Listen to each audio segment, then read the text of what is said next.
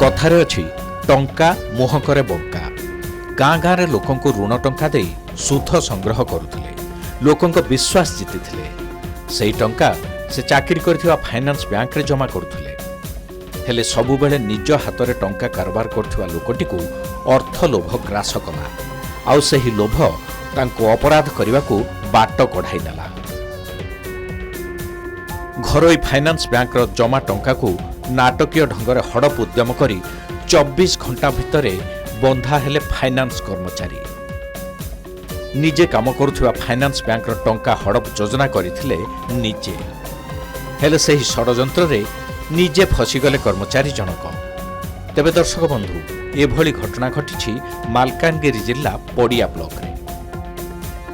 ଗତ 16 ତାରିଖ ସନ୍ଧ୍ୟାରେ ଏକ ବେସରକାରୀ ଋଣ ପ୍ରଦାନକାରୀ ଫାଇନାନ୍ସ ବ୍ୟାଙ୍କର ମ୍ୟାନେଜର ପୋଲିସରେ ଏତଲା ଦେଲେ ଯେ ତାଙ୍କର ଜଣେ ଏଜେଣ୍ଟ ଟଙ୍କା ନେଇ ଆସୁଥିବା ବେଳେ ତାଙ୍କଠାରୁ 4 ଲକ୍ଷରୁ ଉର୍ଦ୍ଧ୍ୱ ଟଙ୍କା ଲୁଟ୍ ହୋଇଛି। ଜଙ୍ଗଲ ଭିତରେ କୁଆଡ଼େ ଦୁର୍ବୃତ୍ତମାନେ ସେମାନଙ୍କଠାରୁ ଟଙ୍କା ଲୁଟି ନେଇଛନ୍ତି। ଅଭିଯୋଗ ଅନୁଯାୟୀ ଚୟନ ମଣ୍ଡଳ ଓ ସୁରଜ ସରକାର ନାମକ 2 ଜଣ କର୍ମଚାରୀ ପଡ଼ିଆ ବ୍ଲକ ଅନ୍ତର୍ଗତ MPV 66 ଗ୍ରାମ ଓ ଆଖପାଖ ଅଞ୍ଚଳରେ ଋଣ ନେଇଥିବା ଲୋକଙ୍କଠାରୁ ଟଙ୍କା ଆଦାୟ କରି କାଲିମେଳା ଅଭିମୁଖେ ଫେରୁଥିଲେ। ରାତି ପ୍ରାୟ 8:30 ବେଳେ ଉଭୟ ଉଣ୍ଡୁରୁକୋଣ୍ଡା ଜଙ୍ଗଲ ଦେଇ ଫେରୁଥିବା ବେଳେ ମାଧବ ଦଳପତି ସମେତ 3 ଜଣ ଦୁର୍ବୃତ୍ତ ସେମାନଙ୍କୁ ଅଟକାଇ 4 ଲକ୍ଷରୁ ଉର୍ଦ୍ଧ୍ୱ ଟଙ୍କା ହଡ଼ପ କରିନେଇଥିଲେ ବୋଲି ଏତଲାରେ ଲେଖାଯାଇଥିଲା। ଚୟନ ମଣ୍ଡଳ ଏବଂ କାଲିମେଳା ଶାଖା ମ୍ୟାନେଜର ମୋହନ ସଗରିଆ ପଡ଼ିଆ ଥାନାରେ ଏକ ଲିଖିତ ଅଭିଯୋଗ କରିଥିଲେ। ଏନେଇ ଅଭିଯୋଗ ଆଧାରରେ ପଡ଼ିଆ ପୋଲିସ ଆରମ୍ଭ କରିଥିଲା ତଦନ୍ତ। ଘଟଣାସ୍ଥଳକୁ ଯାଇ ଯାଞ୍ଚ କରିବା ବେଳେ ଜଣକର ମୋବାଇଲ ସେଠାରୁ ଉଦ୍ଧାର ହେଲା। ତେବେ ଏହି ମୋବାଇଲ ଖୋଲିଲା ଲୁଟ୍ ଘଟଣାର ଅସଲ ରହସ୍ୟ। ଛାନବିନ କରିବାରୁ ସାମ୍ନାକୁ ଆସିଲା ଚକିତ କଲା ଭଳି ତଥ୍ୟ। ଆଉ ଜଣାପଡ଼ିଲା ଟଙ୍କା ଲୁଟ୍ରେ କୌଣସି ଦୁର୍ବୃତ୍ତ ନୁହନ୍ତି, ଏହି 2 କର୍ମଚାରୀ ହିଁ ସାମିଲ ଅଛନ୍ତି। ସେମାନେ ନିଜେ ହିଁ ଟଙ୍କା ଲୁଟ୍ କରିବାର ଯୋଜନା ରଚିଥିଲେ। ମାଲକାନଗିରି SDPO ସଚିନ ପଟେଲଙ୍କ ନେତୃତ୍ୱରେ ପଡ଼ିଆ ଥାନା ଅଧିକାରୀ ରାମେଶ୍ୱର ପ୍ରଧାନ ଓ SI ନିରୋଧ କୁମାର ବାଘ ଏକ ଟିମ୍ ସହ ବ୍ୟାଙ୍କ କର୍ମଚାରୀ ସୁରଜ ସରକାରଙ୍କ ଘର ସମେତ ବିଭିନ୍ନ ସ୍ଥାନରେ ଚଢ଼ାଉ କରିଥିଲେ, ଆଉ ପାଇଥିଲେ ସେହି ଲୁଟ୍ ଟଙ୍କା। ଏହାପରେ ପଡ଼ିଆ ପୋଲିସ ଘଟଣାର ମୁଖ୍ୟ ଆସାମୀ ସୁରଜ ସରକାର ଓ ତାର ସହଯୋଗୀ ଆଶିଷ ମଣ୍ଡଳକୁ ଗିରଫ କରିଥିଲା। ସେମାନଙ୍କ ମୁହଁରୁ ସତ ବାହାର କରିବା ପରେ କୋର୍ଟ ଚାଲାଣ କରିଛି। ଏଥିସହ ପଡ଼ିଆ ଭଳି ଆଦିବାସୀ ଅଧ୍ୟୁଷିତ ଅଞ୍ଚଳରେ ଏଭଳି ଘଟଣା ଏବେ ଚର୍ଚ୍ଚାରେ ଅଛି। ତେବେ ନାଟକୀୟ ଢଙ୍ଗରେ ଡକାୟତି ହୋଇଥିବା ଏହି ଘଟଣାର ତୁରନ୍ତ ପର୍ଦ୍ଦାଫାଶ କରିଥିବାରୁ ପୋଲିସକୁ ପ୍ରଶଂସା କରିଛନ୍ତି ସ୍ଥାନୀୟ ଲୋକେ। ଆହୁରି ମଧ୍ୟ ମାଧବ ଦଳପତି ସମେତ ଅନ୍ୟ ଆସାମୀଙ୍କୁ ଶୀଘ୍ର ଗିରଫ କରାଯିବ ବୋଲି ମାଲକାନଗିରି SDPO କହିଛନ୍ତି।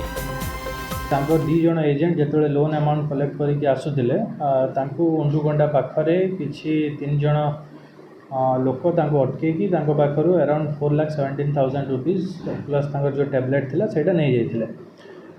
ତାପରେ ଆମର ଯେତେବେଳେ ଆମେ ଇନଭେଷ୍ଟିଗେସନ୍ କଲୁ, ଜଣାପଡ଼ିଲା କି ସେ ଯେଉଁ 2 ଜଣ ଏଜେଣ୍ଟ ଆସୁଥିଲେ ସେ ଭିତରୁ ଜଣେ ଥିଲେ ସୁରଜ ସରକାର। ସିଏ ଏଇ ପ୍ଲାନ୍ କରିଥିଲେ, ଆଉ ଜଣେ ଏକ୍ସ ଏମ୍ପ୍ଲୟ ଥିଲେ ଭାରତ ଫାଇନାନ୍ସର, ସେ ପାଖାପାଖି 6-7 ମାସ ହେଲାଣି କାମରେ ନାହାନ୍ତି। ତାଙ୍କ ସାଙ୍ଗେ ମିଶିକି ପ୍ଲାନିଂଟା କରିଥିଲେ, ରବରି ପ୍ଲାନିଂଟା।